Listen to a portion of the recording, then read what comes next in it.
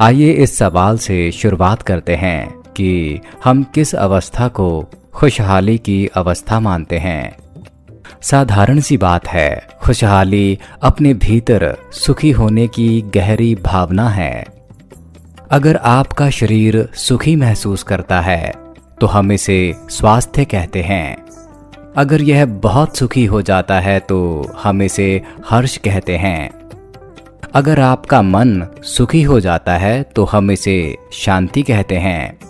अगर यह बहुत सुखी हो जाता है तो हम इसे प्रसन्नता कहते हैं। अगर आपकी भावनाएं सुखद हो जाती हैं तो हम इसे प्रेम कहते हैं। अगर भावनाएं बहुत सुखद हो जाती हैं तो हम इसे करुणा कहते हैं। अगर आपकी जीवन ऊर्जाएं सुखद हो जाती हैं तो हम इसे आनंद कहते हैं। अगर ये बहुत सुखद हो जाती हैं तो हम इसे परमानंद कहते हैं। आप बस यही खोज रहे हैं, अपने अंदर और बाहर सुखी होना। जब सुख की अवस्था भीतर होती है तो इसे शांति, आनंद और खुशी कहते हैं। जब आपके आसपास का माहौल सुखद हो जाता है तो इसे सफलता का नाम दिया जाता है। लेकिन आपने जीवन में कितनी बार एक पूरा दिन आनंद पूर्वक गुजारा है? चिंता, नाराजगी, चिढ़ या तनाव के एक पल भी बिना कितनी बार आप पूरे 24 घंटे पूरी तरह से प्रसन्न रहे हैं? आपके साथ ऐसा आखिरी बार कब हुआ था? कितनी आश्चर्यजनक बात है कि इस धरती पर ज्यादातर लोगों का एक दिन भी बिल्कुल वैसा नहीं बीतता जैसा वे चाहते हैं।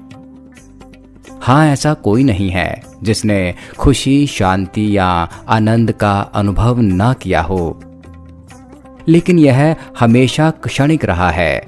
वे इसे बरकरार नहीं रख पाते। वे इसे पा तो लेते हैं मगर इसका क्षय होता रहता है। और ऐसा होने के लिए किसी बड़ी उथल पुथल की जरूरत नहीं पड़ती। दरअसल बेहद साधारण सी चीजों से ही लोग अपना संतुलन खो बैठते हैं। यह कुछ इस तरह से है, आप आज घर से बाहर निकलें और किसी ने आपसे कह दिया कि आप दुनिया के सबसे खूबसूरत व्यक्ति हैं और आप 7वें आसमान पर उड़ने लगते हैं। लेकिन फिर आप घर जाते हैं तो वहां आपके अपने आपको बता देते हैं कि आप वास्तव में क्या हैं। सब कुछ टूटकर बिखर जाता है। यह कुछ जाना पहचाना सा लगता है। आपको अपने भीतर से प्रसन्न रहने की जरूरत क्यों है जब आप बिल्कुल साफ है? जब आप अंदर से खुश होते हैं तो आप स्वाभाविक रूप से अपने आसपास के हर व्यक्ति, हर चीज के लिए सुखद हो जाते हैं। आप दूसरों के प्रति अच्छी भावना रखें, यह बताने के लिए आपको किसी धर्म ग्रंथ या सिद्धांत की जरूरत नहीं है। जब आप अपने अंदर अच्छा महसूस करते हैं तो यह उसका कुदरती परिणाम होता है। शांतिपूर्ण समाज और आनंदमय संसार बनाने के लिए आंतरिक प्रसन्नता का होना एक अचूक नुस्खा है।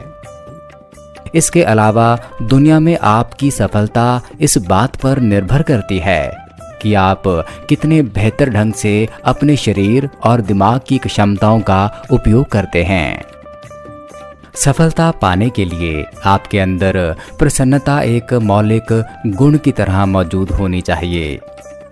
सबसे बढ़कर आज इस बात के पर्याप्त चिकित्सीय और वैज्ञानिक सबूत हैं कि आपका शरीर और दिमाग तभी बेहतरीन ढंग से काम करते हैं जब आप प्रसन्न रहते हैं। कहा जाता है कि अगर आप 24 घंटे तक आनंद की स्थिति में रह सकें तो आपकी बौद्धिक क्षमता लगभग दोगुनी हो सकती है। बस आंतरिक अव्यवस्था को शांत करके और स्पष्टता को दिशा देकर इसे हासिल किया जा सकता है। अब जिसे आप मैं कहते हैं, वही जीवन ऊर्जा कभी बहुत खुश रहती है, कभी दुखी, कभी शांत तो कभी उथल पुथल की अवस्था में। एक ही जीवन ऊर्जा इन सारी स्थितियों को पैदा कर सकती है। इसलिए अगर आपको यह विकल्प दिया गया होता कि आपकी जीवन ऊर्जा किस तरह से अभिव्यक्त हो, तो आप किसे चुनेंगे? आनंद या क्लेश, प्रसन्नता या अप्रसन्नता? जवाब साफ है। बस इसके तरीके हर व्यक्ति के लिए अलग अलग हो सकते हैं। चाहे आप पैसा कमाने की कोशिश कर रहे हैं, या शराब पी रहे हैं, या स्वर्ग जाने की कोशिश में हैं, आपका एकमात्र लक्ष्य खुशी पाना है। अगर आप कहते हैं कि आपकी दिलचस्पी इस दुनिया में नहीं है और आपके जीवन का मकसद सिर्फ स्वर्ग जाना है, तब भी आप सिर्फ खुशी ही तलाश रहे हैं। अगर बचपन से आपको बताया गया होता कि ईश्वर स्वर्ग में रहता है, लेकिन स्वर्ग एक भयानक जगह है, तो क्या आप वहां जाना पसंद करते? निश्चित तौर पर नहीं। दरअसल आनंद का सर्वोच्च स्तर स्वर्ग है और दुख का सर्वोच्च स्तर नरक है। इसलिए कुछ लोग सोचते हैं कि आनंद शराब में है, तो दूसरे सोचते हैं कि यह ईश्वर में है। लेकिन दरअसल यह खुशी ही है जिसकी सभी तलाश कर रहे हैं। आपके और आपकी खुशहाली के बीच एक ही रुकावट है, वो यह कि आपने अपने विचारों व भावनाओं को भीतर से निर्देश लेने के बजाय बाहर से निर्देश लेने दिया है। एक दिन एक महिला सोई हुई थी। नींद में उसे एक सपना आया। उसने देखा कि एक हट्टा कट्टा आदमी उसे घूर रहा है। फिर वह उसके करीब आने लगा, करीब और करीब। वह इतना करीब आ गया कि वह उसकी सांसों को महसूस कर पा रही थी।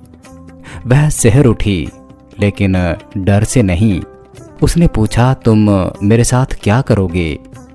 उस आदमी ने कहा, देवी जी, यह आपका सपना है। आपके दिमाग में जो चल रहा होता है वह आपका सपना होता है। कम से कम आपका सपना तो वैसा होना ही चाहिए जैसा आप चाहते हैं। क्या ऐसा नहीं होना चाहिए? आप जैसा चाहते हैं अगर दुनिया वैसे न भी चले, तो कम से कम आपके विचारों और भावनाओं को तो आपकी मर्जी के हिसाब से चलना ही चाहिए। अभी इस वक्त ये आपसे निर्देश नहीं ले रहे, क्योंकि आप पूरे मानव तंत्र को संयोग से संभाल रहे हैं। सरल शब्दों में कहें तो हमारा आंतरिक वातावरण बेतरतीब है। हम सोचते हैं कि बाहरी हालात दुरुस्त करने से भीतर की हर चीज ठीक हो जाएगी, लेकिन बीते 150 साल इस बात के सबूत हैं कि टेक्नोलॉजी हमारे लिए सिर्फ आराम और सुविधाएं लाई है, ना कि खुशहाली। हमें यह समझना होगा कि जब तक हम सही चीजें नहीं करते हैं, तब तक हमारे साथ सही चीजें नहीं होंगी। यह ना सिर्फ बाहरी दुनिया के लिए सच है, बल्कि अंदर के लिए भी।